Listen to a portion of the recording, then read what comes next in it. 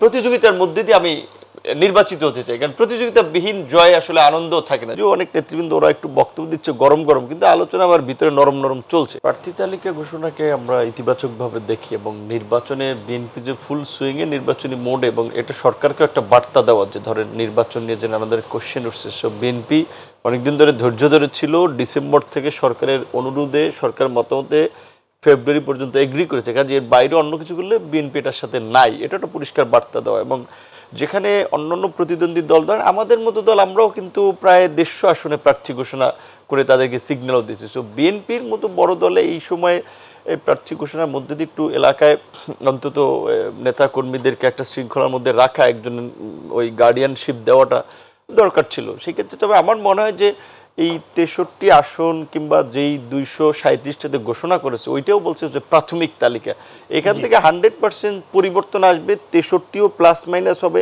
এবং সেই ক্ষেত্রে জোটের ক্ষেত্রে যেহেতু আমি একেবারে শীর্ষ নেতৃত্ব বলতে বিএনপির স্ট্যান্ডিং কমিটি থেকে শুরু করে ভারপ্রাপ্ত চেয়ারম্যান তারেক রহমানের সাথে অসংখ্যবার বিভিন্ন বিষয় নিয়ে আলাপ আলোচনা হয়েছে, ওনাদের মধ্যে অত্যন্ত একটা উদারতা, ইতিবাচক মানসিকতা দেখেছি যে তারা যেটা মিন করেছেন যে একটা ন্যাশনাল গভর্নমেন্ট ফর্ম করতে চান। সেই ক্ষেত্রে এমনও বলছে যে কেউ এমপি না হইলেও যদি টেকনোক্র্যাট কোটায় তারে বানাইলেও তার ন্যাশনাল গভর্নমেন্ট করতে চায়। সো এটা খুব দৃঢ়ভাবে আমি তারেক রহমানের সাথে অভ্যন্তরীণ মিটিং, এমনকি পাবলিক মিটিংয়ে বক্তৃতাও আমি অসংখ্যবার শুনেছি, ফলো করেছি।